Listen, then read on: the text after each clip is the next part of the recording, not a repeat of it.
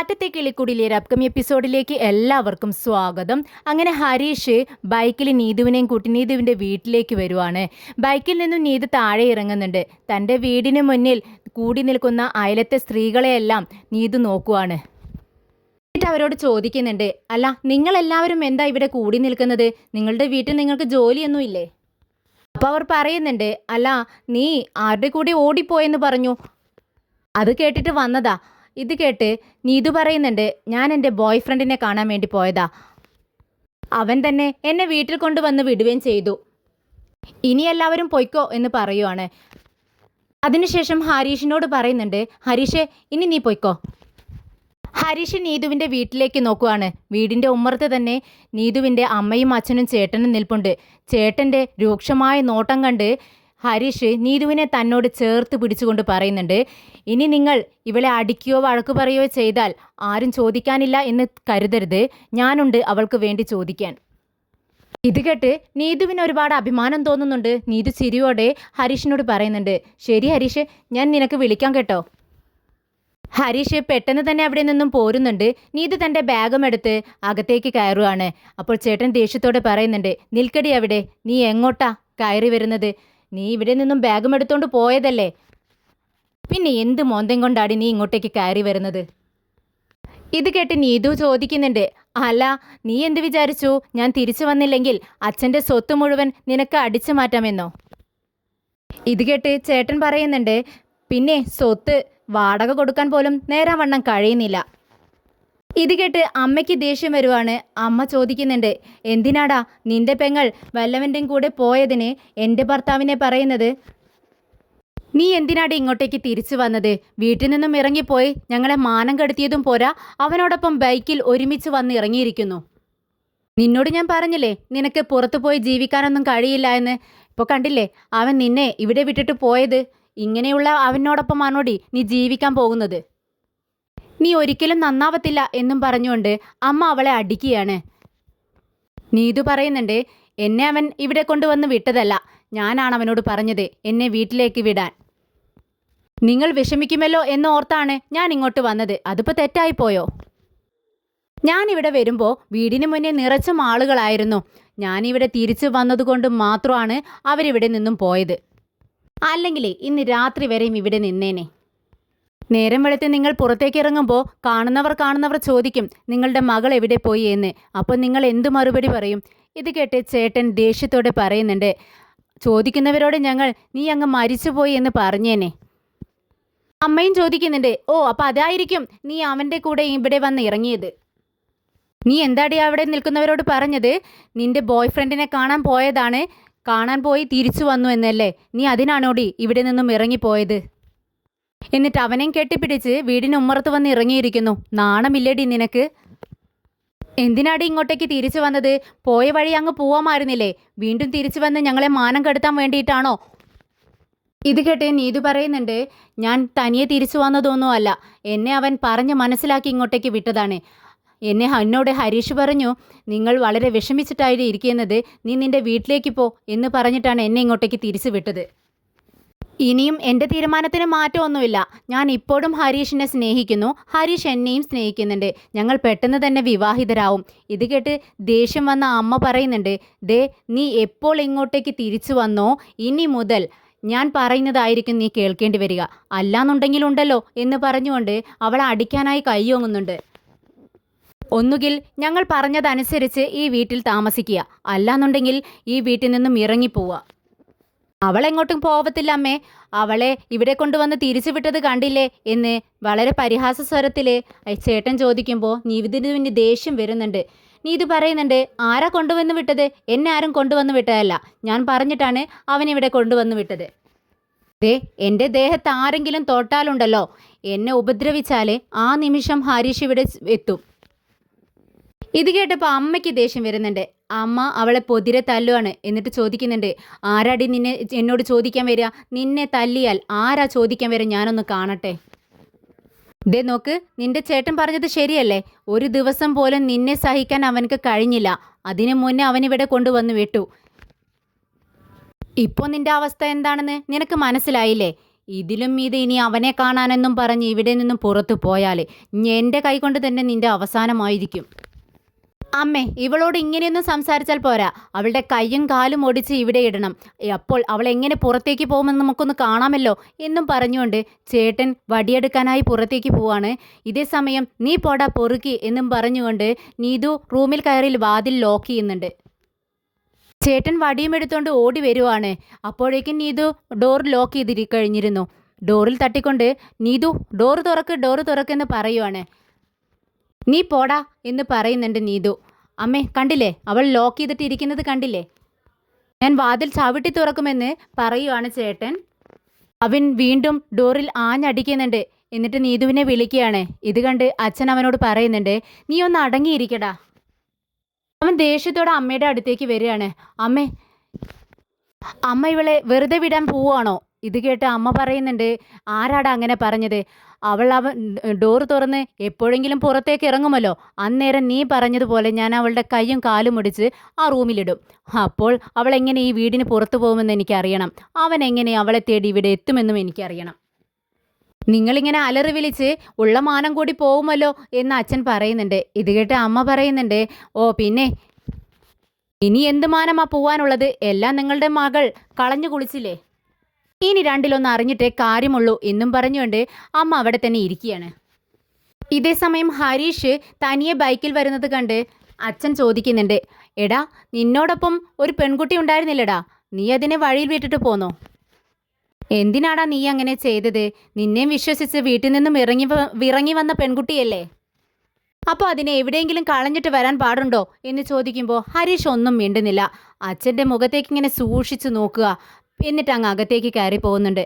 അപ്പം അച്ഛൻ വെറുതെ ഇരുന്ന് പറയുന്നുണ്ട്, ഓ പോടാ നീ പോ. ചോദിച്ചതിനൊന്നും അവന് മറുപടിയില്ല. ഹരീഷ് അകത്തേക്ക് കയറിയതും ഇതേ ചോദ്യം തന്നെ സുഭാഷ് ഏട്ടനും ചോദിക്കുന്നുണ്ട്, എടാ, നിന്നോടൊപ്പം വന്ന ആ പെൺകുട്ടി എവിടെ? ഇത് കേട്ട് ഹരീഷ് പറയുന്നുണ്ട്, ഞാൻ അവളുടെ വീട്ടിൽ വിട്ടു വന്നു. ഇതുകൊട്ട് ഒരു ഞെട്ടലോടുകൂടി സുധീഷ് എഴുന്നേറ്റ് വരുവാണ്. എന്താ നീ പറഞ്ഞത്? അപ്പോഴേക്കും സുഭാഷ് ഏട്ടനും ചോദിക്കുന്നുണ്ട്, നീ എന്താ പറഞ്ഞത് ഹരീഷ്? നീ അവളെ വിവാഹം കഴിക്കാമെന്ന് പറയുകയായിരുന്നെങ്കിൽ ഞങ്ങൾ പെട്ടെന്ന് തന്നെ നിങ്ങളുടെ വിവാഹം നടത്തി തന്നേനെ. അതിന് പകരം നീ ആ കുട്ടിയെ അവിടെ കൊണ്ടുവിട്ടു വന്നോ? നിധിയും കുറച്ച് ടെൻഷനോട് കൂടി ഹരീഷിനോട് ചോദിക്കുന്നുണ്ട്.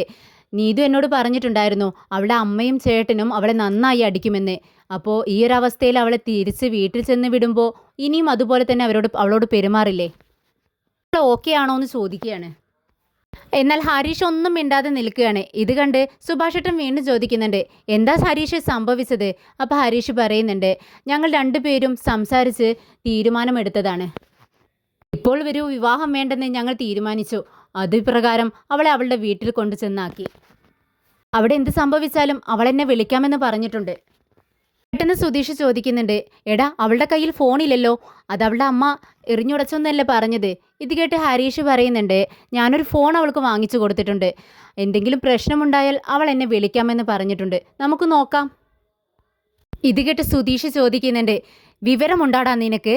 ആ വീട്ടിൽ ആ കുട്ടിക്ക് ജീവിക്കാൻ കഴിയാത്തത് കൊണ്ടല്ലേ ആ കുട്ടി വീട്ടിൽ നിന്നും ഇറങ്ങിപ്പോന്നത്? എന്നിട്ട് വീണ്ടും അതിനെ അവിടെ തന്നെ കൊണ്ടു ചെന്ന് വിട്ടു. എടാ, അവളുടെ ചേട്ടൻ ശരിക്കും ഒരു ഭ്രാന്തനാണ്. അവൻ വെറുതെ ഇരിക്കില്ല. ഇത് കേട്ട് സുഭാഷ് ഏട്ടനും പറയുന്നുണ്ട്, അതെ, സുധീഷ് പറഞ്ഞത് ശരിയാണ്. പെട്ടെന്ന് ഇങ്ങനെ ഒരു തീരുമാനം എടുക്കേണ്ടായിരുന്നു എന്ന് സുഭാഷ് ഏട്ടൻ പറയുന്നുണ്ട്. അതല്ല സുഭാഷ് ഏട്ടാ, ഞങ്ങൾ നന്നായി സംസാരിച്ചിട്ടാണ് ഇങ്ങനൊരു തീരുമാനത്തിലെത്തിയത്. അവൾ അവളുടെ വീട്ടിലേക്ക് പോകുന്നതാണ് നല്ലതെന്ന് അവൾ തന്നെ പറഞ്ഞു. ഇനി ഈ വീട്ടിൽ നിൽക്കണമെങ്കിൽ ഞങ്ങളുടെ വിവാഹം കഴിയണ്ടേ? കല്യാണത്തെപ്പറ്റി ഞാൻ ഇതുവരെയും ആലോചിച്ചിട്ടില്ല. 2-3 വർഷം കഴിയട്ടെ, അതിനുശേഷം വിവാഹത്തെക്കുറിച്ച് ചിന്തിക്കാം. ഞാനിത് അവളോട് പറഞ്ഞു, അവളും അതിനെ അനുകൂലിച്ചു. ഇത് കേട്ട് സുഭാഷ് ഏട്ടൻ പറയുന്നുണ്ട്, നിങ്ങൾ ഇപ്പോൾ വിവാഹം വേണ്ട എന്ന് തീരുമാനമെടുത്തിട്ടുണ്ടെങ്കിൽ ഓക്കെ, പക്ഷേ ആ കുട്ടി വീട്ടിൽ നിന്നും ഇറങ്ങി വന്നിട്ട് പിന്നെയും തിരിച്ച് ആ കുട്ടിയുടെ വീട്ടിൽ കൊണ്ടു ചെന്നാക്കുമ്പോൾ അച്ഛനും അമ്മയ്ക്കൊക്കെ അവളോട് കൂടുതൽ ദേഷ്യമല്ലേ ഉണ്ടാവത്തുള്ളൂ. വീട്ടിൽ നിന്നും ഇറങ്ങിപ്പോയ ദേഷ്യത്തിന് വീണ്ടും അവളെ അടിക്കില്ലേ എന്ന് ചോദിക്കുകയാണ്. ഇല്ല സുഭാഷ് ഏട്ടാ, ഇങ്ങനെയൊരു തീരുമാനമെടുത്തത് നീതു തന്നെയാണ്. സുഭാഷ് ഏട്ടൻ ചോദിച്ച ഈ ചോദ്യങ്ങൾ തന്നെ ഞാൻ അവളോട് ചോദിച്ചു. അപ്പോൾ അവൾ പറഞ്ഞു, അവളുടെ വീട്ടുകാരെക്കുറിച്ച് അവൾക്കറിയാം, അവരെ എങ്ങനെ സമാധാനിപ്പിക്കണമെന്നും അവൾക്കറിയാമെന്ന്. എന്തെങ്കിലും പ്രശ്നമുണ്ടായാലോ എന്ന് വിചാരിച്ചാണ് ഞാൻ അവൾക്കൊരു ഫോൺ വാങ്ങിച്ചു കൊടുത്തത്. ഫോൺ അവളുടെ കയ്യിലുള്ളത് ആർക്കും അറിയില്ല. ഇനി എന്തെങ്കിലും പ്രശ്നമുണ്ടായാൽ വിളിച്ചറിയിക്കാമെന്ന് എന്നോട് പറഞ്ഞിട്ടുണ്ട്. പ്രശ്നങ്ങളൊന്നും തന്നെ ഉണ്ടാവില്ലെന്ന് നമുക്ക് പ്രതീക്ഷിക്കാമെന്ന് പറഞ്ഞുകൊണ്ട് ഹരീഷ് റൂമിലേക്ക് കയറി പോവാണ്. ഇത് കണ്ട് സുധീഷിന്റെ ദേഷ്യം വരുന്നുണ്ട്. ഇവൻ എന്താ ഒരു പൊട്ടനാണോ? അവരവളെ എന്തെങ്കിലും ചെയ്യത്തില്ലേ? അങ്ങനെയാണെങ്കിൽ ഇവൻ എങ്ങനെ ഇവിടെ ഇരുന്ന് അറിയാനാണ്? ഇത് കേട്ട് നിധി പറയുന്നുണ്ട്, അവർ രണ്ടുപേരും സംസാരിച്ചാണ് ഇങ്ങനെയൊരു തീരുമാനമെടുത്തത് എന്നല്ലേ പറഞ്ഞത്. അത് വിട്ടേക്ക്. സുഭാഷേട്ടന് നീതുവിനെ കുറിച്ച് ചിന്തിച്ച് ഒത്തിരി വിഷമമുണ്ട്. സുഭാഷേട്ടൻ പറയുന്നുണ്ട്, എന്താണാവോ ഇപ്പോൾ നീതുവിൻ്റെ സ്ഥിതി? അവരവളെ ഉപദ്രവിക്കുന്നുണ്ടാണാവോ എന്നിങ്ങനെ പറയുവാണ്. രാവിലെ ഹരീഷ് മെക്കാനിക് ഷോപ്പിലേക്ക് പോകുന്നുണ്ട്. സുധീഷ് വിളിച്ച് ചോദിക്കുന്നുണ്ട്, എങ്ങനെയുണ്ട്, നീതു വിളിച്ചിട്ടുണ്ടായിരുന്നോ? കുഴപ്പമൊന്നും ഇല്ലല്ലോ എന്ന് അന്വേഷിക്കുകയാണ്. കുഴപ്പമൊന്നും ഇല്ല എന്ന് പറയുന്നുണ്ട്. ഇതേ സമയം സുധീഷ് ഫോൺ ചെയ്യുന്നത് കണ്ടുകൊണ്ടാണ് നിധി അങ്ങോട്ടേക്ക് വരുന്നത്. ആരാ? ഹരീഷാണോ എന്ന് ചോദിക്കുകയാണ്. അതേ എന്ന് പറയുന്നുണ്ട്. എന്താ നീതുവിൻ്റെ അവസ്ഥ? നീതു വിളിച്ചിട്ടുണ്ടായിരുന്നോ എന്ന് ചോദിക്കുമ്പോൾ വിളിച്ചിട്ടുണ്ടായിരുന്നു എന്ന് പറഞ്ഞു, അവൾക്ക് കുഴപ്പമൊന്നുമില്ല എന്ന് പറയുകയാണ്. ഇത് കേട്ട് നിധി പറയുന്നുണ്ട്, ഹരീഷിനെ കുറിച്ച് ചിന്തിച്ച് എനിക്ക് അത്ഭുതം തോന്നുന്നു. ഹരീഷിനെ മതിയെന്ന് പറഞ്ഞ് ആ പെൺകുട്ടി ഇവിടെ വന്നു. അവർ രണ്ടുപേരും സംസാരിക്കാനെന്നും പറഞ്ഞ് ഇവിടെ നിന്ന് പോയി. അതിനുശേഷം ആ കുട്ടിയെ അവളുടെ വീട്ടിലാക്കി അവൻ ഇവിടെ വന്നു. അവർ രണ്ടുപേരും ഒരു തീരുമാനത്തിലെത്തി. എന്തായാലും എനിക്ക് ഹരീഷിനെ കുറിച്ച് ചിന്തിക്കുമ്പോൾ ഒത്തിരി അഭിമാനം തോന്നുന്നുണ്ട്. സ്വയം ഇങ്ങനെ തീരുമാനങ്ങൾ എടുക്കുന്നതൊക്കെ വളരെ നല്ലതാണ്. പക്ഷേ പാവൻ നീതു അവനവിടെ വീട്ടിലാക്കി പോകുന്നത് എനിക്ക് വിശ്വസിക്കാൻ കഴിയണില്ല. എന്തിനാണ് അങ്ങനെ ചെയ്തതെന്ന് എനിക്ക് മനസ്സിലാവുന്നില്ല. വിവാഹം എന്നൊരു ഓപ്ഷൻ അവരുടെ മുന്നിൽ ഉണ്ടായിരുന്നല്ലോ. ഈ പ്രായത്തിലുള്ള ചെറുക്കന്മാരൊക്കെ അതിനെക്കുറിച്ചല്ലേ ചിന്തിക്കുന്നത്. അപ്പോൾ ഇതൊക്കെ പറയുമ്പോഴും സുധീഷ് ഇങ്ങനെ ഒരു പുഞ്ചിരിയോടുകൂടി നിധിയുടെ മുഖത്തേക്ക് നോക്കി നിൽക്കുകയാണ്. ഇത് കണ്ട് നിധി ചോദിക്കുന്നുണ്ട്, അല്ല നിങ്ങളെന്താ എന്നെ ഇങ്ങനെ നോക്കുന്നത്? ഞാൻ എന്തെങ്കിലും തെറ്റായിട്ട് പറഞ്ഞോ? ഇത് കേട്ട് സുധീഷ് പറയുന്നുണ്ട്, അവൻ്റെ ഇഷ്ടത്തോടു കൂടിയൊന്നും അല്ല അവൻ അവളെ വീട്ടിൽ കൊണ്ട് ചെന്ന് വിട്ടത്. ഈ വീട്ടിൽ അവളെ താമസിപ്പിക്കണമെങ്കിൽ അവരുടെ വിവാഹം കഴിയണ്ടേ? ഇപ്പോൾ വിവാഹം നടത്താനാണെങ്കിൽ അവൻക്ക് ഒട്ടും താല്പര്യവുമില്ല. ഇത് കേട്ട് നിധി വീണ്ടും പറയുന്നുണ്ട്, അത് തന്നെയാണ് ഞാനും പറയുന്നത്. ഈ പ്രായത്തിലുള്ള ചെറുക്കന്മാരൊക്കെ വിവാഹം എന്നുള്ളൊരു ഓപ്ഷൻ മുന്നിൽ കാണുമ്പോൾ പെട്ടെന്ന് അതിലേക്കങ്ങ് എടുത്ത് ചാടുകയല്ലേ ചെയ്യുന്നത്. പക്ഷേ എന്തുകൊണ്ട് അവനത് വേണ്ടെന്ന് വെച്ചു? ഇപ്പം ഞാൻ പറയുന്നു, ഇങ്ങനൊരു സിറ്റുവേഷനിലാണ് നിങ്ങൾ നിൽക്കുന്നതെങ്കിൽ നിങ്ങൾ പെട്ടെന്ന് തന്നെ വിവാഹം നടത്താനല്ലേ നോക്കത്തുള്ളൂ. ഇത് കേട്ടതും സുധീഷിൻ്റെ മനസ്സിലിങ്ങനെ തോന്നുവാണ്, ഇവൾക്ക് ഇടയ്ക്കിടയ്ക്ക് എന്നെ ഇങ്ങനെ കുത്തിയില്ലെങ്കിൽ ഒരു സമാധാനം ഉണ്ടാവില്ല എന്നിങ്ങനെ മനസ്സിൽ ചിന്തിച്ചുകൊണ്ട് നിധിയോട് ചിരിയോടുകൂടി തന്നെ പറയുവാണ്, അത് ശരി തന്നെയാണ്, ഞാനായിരുന്നെങ്കിൽ പെട്ടെന്ന് വിവാഹം ചെയ്യാമെന്ന് പറഞ്ഞേനെ. പക്ഷേ അത് ഹരീഷല്ലേ, സുധീഷ് അല്ലല്ലോ. അവൻ എന്തുകൊണ്ടാണ് വിവാഹം വേണ്ട എന്നൊരു തീരുമാനമെടുത്തത് എന്ന് നിനക്കറിയാമോ? അവനക്ക് വിവാഹത്തിനോട് താല്പര്യമുണ്ട്. എന്നാൽ സുഭാഷേട്ടൻ്റെ വിവാഹം കഴിയാതെ ഇങ്ങനെ ഇരിക്കുന്ന സമയത്ത് അവനെ കൊണ്ട് വിവാഹത്തെക്കുറിച്ച് ആലോചിക്കാൻ ഒരിക്കലും പറ്റില്ല. ഇത് കേട്ട് നിധി പറയുന്നുണ്ട്, എനിക്കും അങ്ങനെ തോന്നി. ഇത് കേട്ട് സുധീഷ് കളിയാക്കുവാണ്, നിനക്ക് അങ്ങനെയൊക്കെ തോന്നിയോ? ഇതൊക്കെ ചിന്തിക്കാനുള്ള കഴിവ് എനിക്കുണ്ടെന്ന് കുറച്ച് ഗൗരവത്തോടു കൂടി തന്നെ നിധി പറയുന്നുണ്ട്. നീ അത്രയ്ക്ക് ബ്രൈറ്റ് ആണെന്ന് എനിക്ക് അറിയില്ലായിരുന്നു എന്ന് സുധീഷ് പറയുന്നുണ്ട്. അപ്പോൾ നിധിയും പറയുവാണ്, ഞാൻ ചില വിഷയങ്ങളിലൊക്കെ ട്യൂബ് ലൈറ്റ് ആയിരുന്നു. ഇത് കേട്ട് സുധീഷിന് മനസ്സിൽ തോന്നുവാണ്, അയ്യോ വിഷയം മാറിപ്പോവാണല്ലോ, പെട്ടെന്ന് വിഷയം മാറ്റി പിടിച്ചേക്കാം എന്ന് വിചാരിച്ച് സുധീഷ് പറയുന്നുണ്ട്, അല്ല നമ്മളിപ്പോൾ എന്താ സംസാരിച്ച് നിർത്തിയേ? ഹരീഷ് ഈ വിവാഹം വേണ്ട എന്ന് എന്നോട് പറഞ്ഞു. അപ്പോൾ ഞാൻ അവനോട് പറഞ്ഞതാ, എടാ വിവാഹം നടത്തുന്നതാണ് നല്ലതെന്ന്, എന്നാൽ ആ പെൺകുട്ടിയെ ഇവിടെ താമസിപ്പിക്കാമല്ലോ.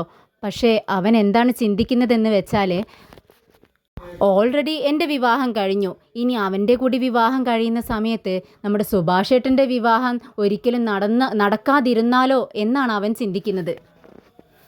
അതുകൊണ്ട് ഇനി സുഭാഷേട്ടൻ്റെ വിവാഹം കഴിയുന്നത് വരേക്കും അവൻ അവൻ്റെ വിവാഹത്തെക്കുറിച്ച് ആലോചിക്കുകകൂടിയില്ലെന്നാണ് എന്നോട് പറഞ്ഞത്. ഇത് കേട്ട് നിധി പറയുന്നുണ്ട്, ഹരീഷിൻ്റെ പോയിന്റ് കറക്റ്റാണ് അല്ലേ? അത് ശരിയാ. അവനെ വിശ്വസിച്ച് കൊണ്ടൊരു പെൺകുട്ടി അവളുടെ വീട്ടിൽ നിന്നും ഇറങ്ങി വന്നു. എന്നിട്ടും അവൻ ചിന്തിച്ചതെന്താ? അവൻ്റെ സ്വന്തം ചേട്ടനെ കുറിച്ച്. അവൻ ശരിക്കും സൂപ്പറാ. ഞാനാണെങ്കിൽ കൂടി ഇങ്ങനെയൊക്കെ ചിന്തിക്കുമോ എന്ന് സംശയമാണ്.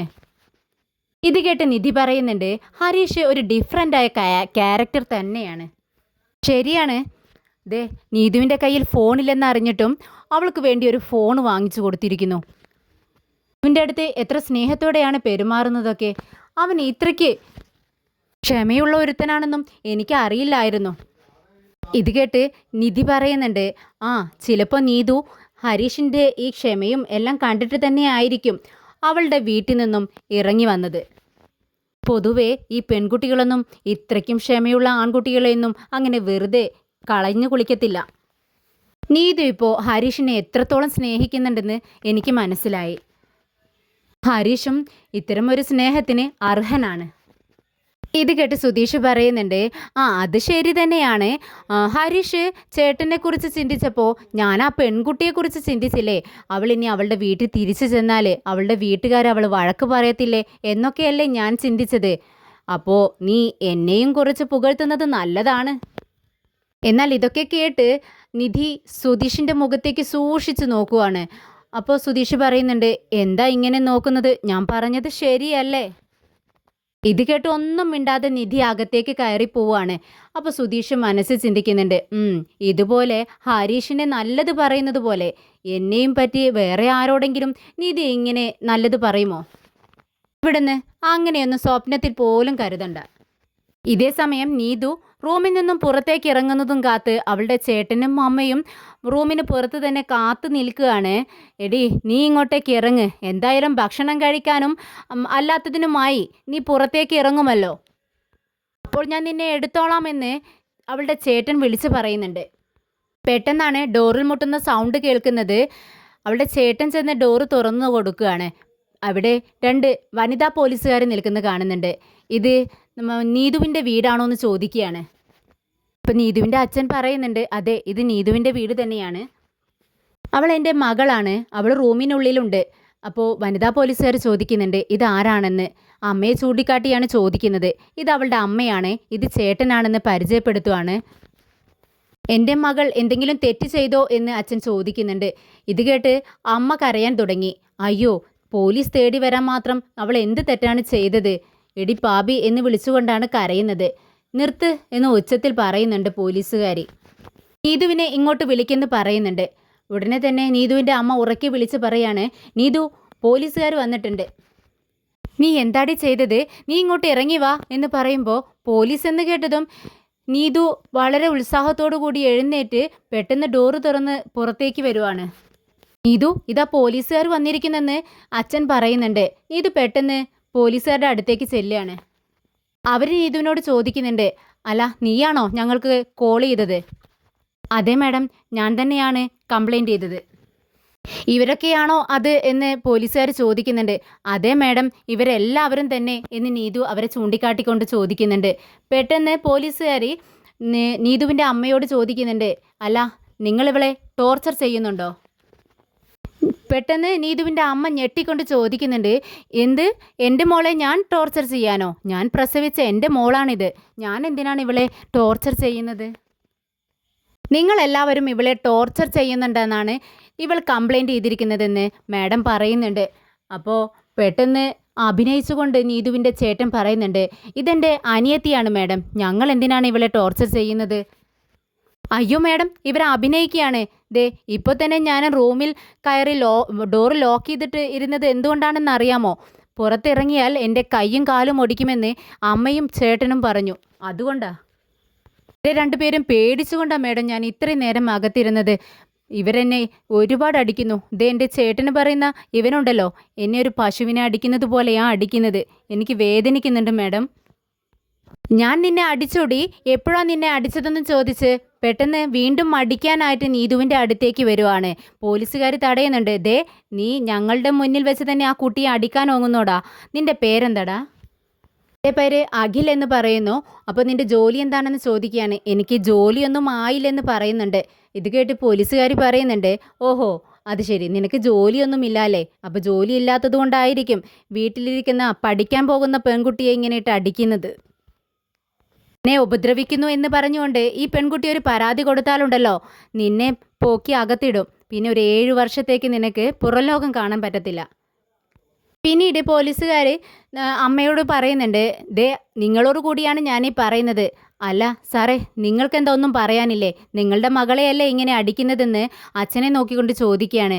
അപ്പം നീതു പറയുന്നുണ്ട്, അച്ഛൻ പാവമാണ്, അച്ഛനെ സംസാരിക്കാനായിട്ട് ഇവർ വിടത്തില്ല. എൻ്റെ അച്ഛൻ പാവമാണ്, എനിക്ക് വേണ്ടി എൻ്റെ അച്ഛൻ സംസാരിച്ചാലും അച്ഛനോട് മിണ്ടാതിരിക്കാൻ പറഞ്ഞ് അവരെന്നെ അടിക്കും. അപ്പോൾ പോലീസുകാർ ചോദിക്കുന്നുണ്ട്, അല്ല ഇങ്ങനെ അടിക്കാൻ മാത്രം നീ എന്ത് തെറ്റാ ചെയ്തത്? എന്താ പ്രശ്നം? നീ ആരെയും ഭയക്കൊന്നും വേണ്ട, ധൈര്യമായിട്ട് പറയെന്ന് പറയുന്നു. ഞാനൊരു പയ്യനെ സ്നേഹിക്കുന്നുണ്ട് മാഡം, അത് ഇവർക്കാർക്കും ഇഷ്ടമല്ല, അതിൻ്റെ പേരിലാണ് എന്നെ ഇങ്ങനെ അടിക്കുന്നത്. അങ്ങനെ നീതു വീട്ടിലുണ്ടായ സംഭവങ്ങളെല്ലാം പറയുകയാണ്. താനൊരു പയ്യനെ സ്നേഹിക്കുന്നുണ്ടെന്നും അത് ഇവർക്കാർക്കും ഇഷ്ടമല്ലെന്നും തന്നോട് ആ പയ്യനെ സ്നേഹിക്കുകയാണെങ്കിൽ വീട്ടിൽ നിന്നും ഇറങ്ങിപ്പോകാൻ പറഞ്ഞെന്നും അല്ലാന്നുണ്ടെങ്കിൽ മാത്രം ഇവിടെ താമസിച്ചാൽ മതി എന്നാണ് പറഞ്ഞതെന്നൊക്കെ വിശദീകരിച്ച് തന്നെ പോലീസുകാർക്ക് പറഞ്ഞു കൊടുക്കുകയാണ്. ഇതെല്ലാം കേട്ടതിന് ശേഷം അവർ പറയുന്നുണ്ട്, ദേ ഈ പെൺകുട്ടി പറഞ്ഞത് പ്രകാരം ഒരു കംപ്ലൈൻ്റ് അങ്ങ് എഴുതി തന്നാലുണ്ടല്ലോ, നിങ്ങൾ 3 പേരും അകത്ത് കിടക്കും. പിന്നെ ഒരു 5 വർഷത്തേക്ക് ഇതിൻ്റെ പിറകെയൊക്കെ നടക്കേണ്ടി വരും. ഇത് കേട്ട് നീതിന് വളരെ സമാധാനമാവുകയാണ്. വീണ്ടും പോലീസുകാർ പറയുന്നുണ്ട്, ദേ ഇതാണ് ലാസ്റ്റ് വാണിങ്. ഇനി ആരെങ്കിലും ഈ കുട്ടിയുടെ മേലെ കൈവച്ചാൽ പിന്നെ കൈവച്ചവൻ അകത്ത് കിടന്ന് കമ്പി എണ്ണേണ്ടി വരും. എന്താ നിങ്ങൾക്ക് മനസ്സിലായില്ലെന്ന് ചോദിക്കുകയാണ്. എല്ലാവരും ആ മനസ്സിലായെന്ന് തല കുലുക്കിക്കൊണ്ട് പറയുന്നുണ്ട്. പിന്നീട് നീതുവിനോട് പറയുന്നുണ്ട്, ഒരു പേപ്പറും പേനയും എടുത്തുകൊണ്ട് വാ.